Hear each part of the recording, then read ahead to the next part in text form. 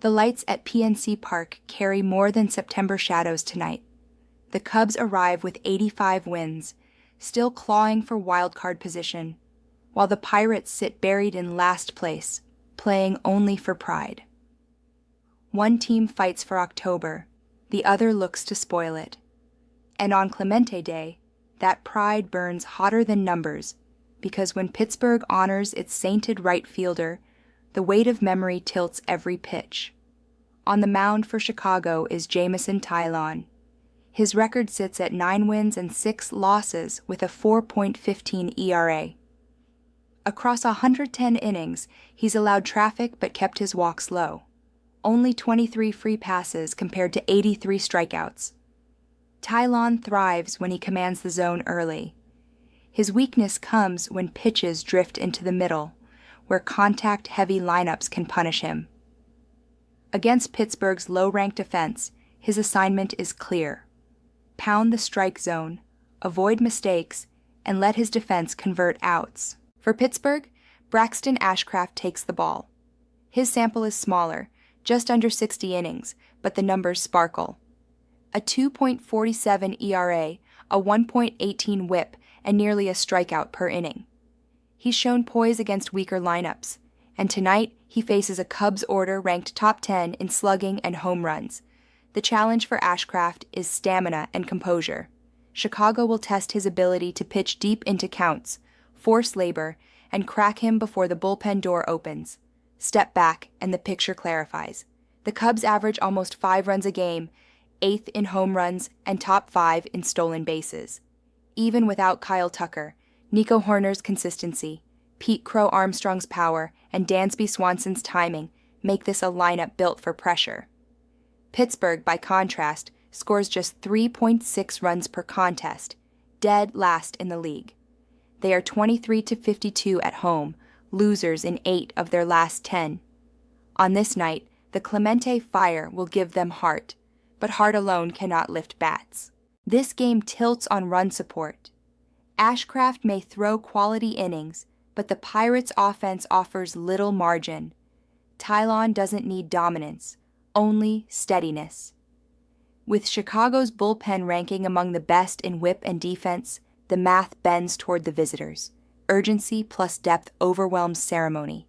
And today's AI pick is Cubs, 1.5 on the run line at +125. Will we cash or will we burn? Abaddon waits on deck for Game 2. The Braves stumble into Washington cloaked in the rags of a fallen dynasty. A 66-83 record mocks their reputation, yet Vegas still props them up like a ghost of seasons past. Markets remember banners. The field remembers collapse. Spencer Strider takes the ball, once branded an ace, now an emblem of decay. 5 wins, 13 losses, and ERA bloated to 4.86. His strikeouts remain, but they are hollow, an empty spectacle masking a deeper rot. With the bases clear, he flashes dominance. With runners on, he crumbles, coughing up an ERA north of 11. Pressure strips him bare.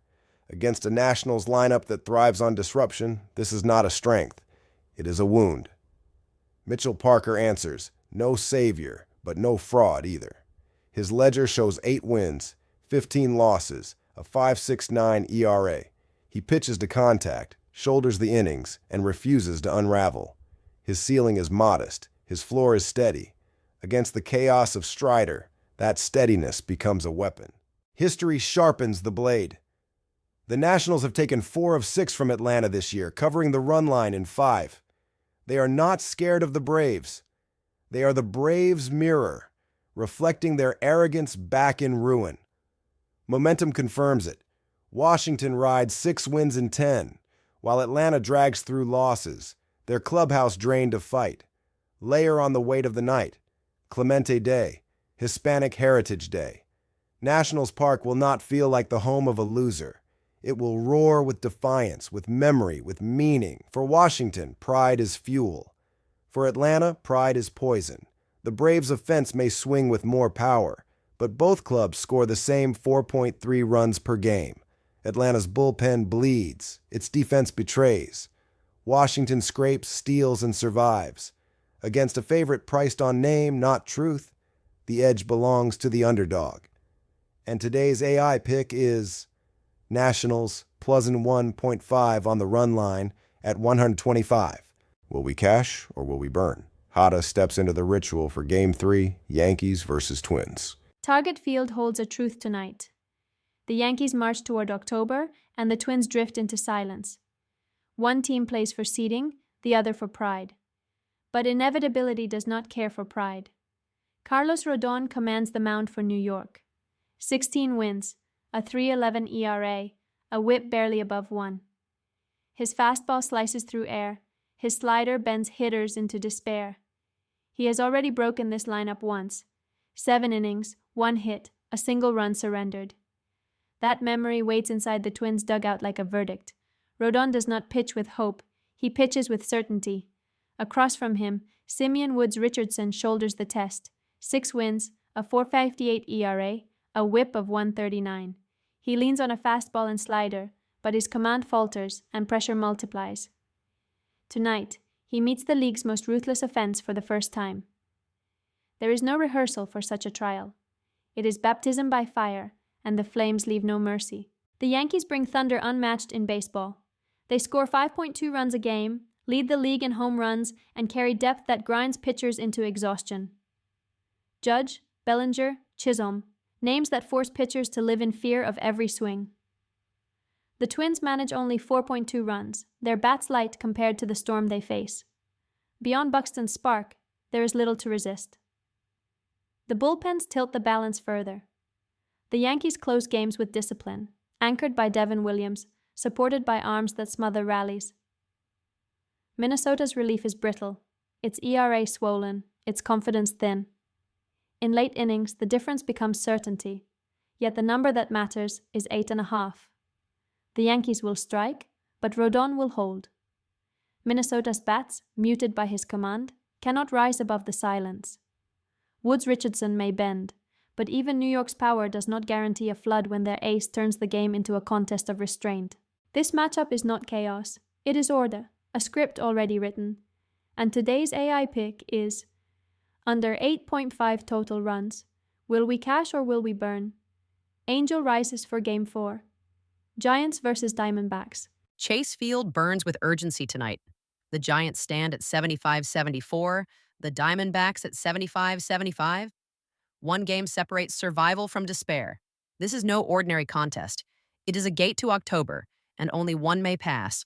For San Francisco, Kai-Wei Tang carries the burden. His record is thin, 2 wins, 4 losses, an ERA swollen to 7.54. In 22 innings, he has flashed strikeouts but also walked too many into danger. He is raw, vulnerable. The Giants do not ask him to dominate, they ask him to endure, to hand the night to a bullpen forged in shadows. Ranked second in baseball, a weapon designed to suffocate hope. Arizona counters with Zach Gallen, a name once spoken with reverence, now clouded by struggle. 11 wins, 14 losses, a 4.84 ERA. He remains the Diamondbacks' anchor, but his brilliance flickers. The Giants tagged him in their last meeting, and those scars are still fresh. Tonight, he must silence the doubt and ignite a wounded staff. The offenses clash like fire and stone.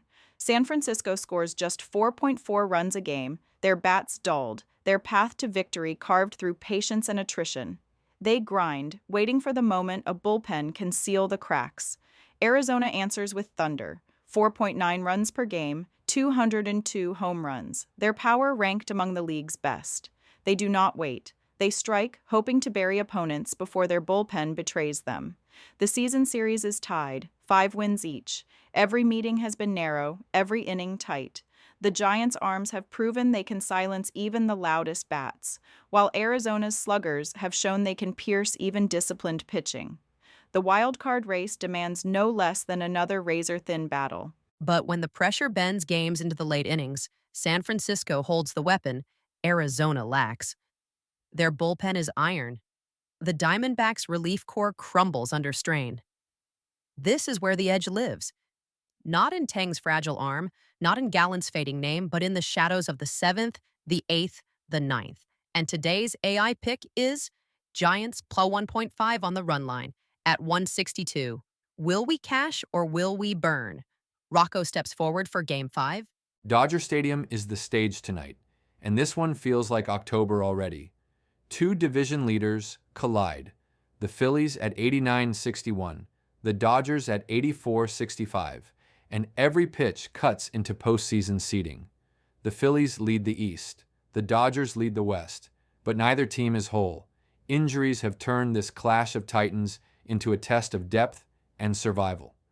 For Philadelphia, Ranger Suarez takes the ball. His record stands at 12-6, his ERA a sharp 2.77, his WHIP 1.15 across 143 innings. He's a craftsman, not a flamethrower. He lives on the sinker, rolling ground balls into outs. 16 quality starts this year prove his steadiness, but tonight, steadiness may not be enough. The Phillies' defense is ripped apart. Trea Turner and Alec Boehm on the shelf. Edmundo Sosa still hurting.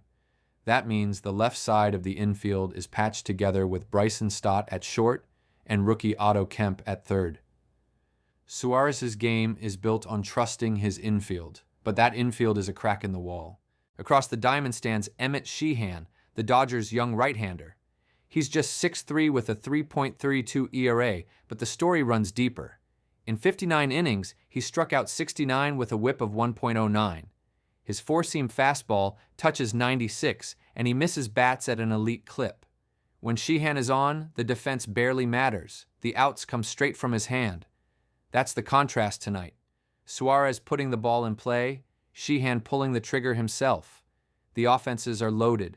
Philadelphia scores 4.9 runs per game, second in batting average at 262, ninth in homers with 188. Bryce Harper has been forced into the leadoff spot, changing the rhythm of the lineup, but Kyle Schwarber's 51 homers keep the threat alive. Los Angeles answers with firepower, 5.1 runs per game, 217 home runs, slugging .438. Shohei Ohtani, Mookie Betts, Freddie Freeman, the heart of the order can break a game in an instant. This series opened back in April with 3 razor-close battles.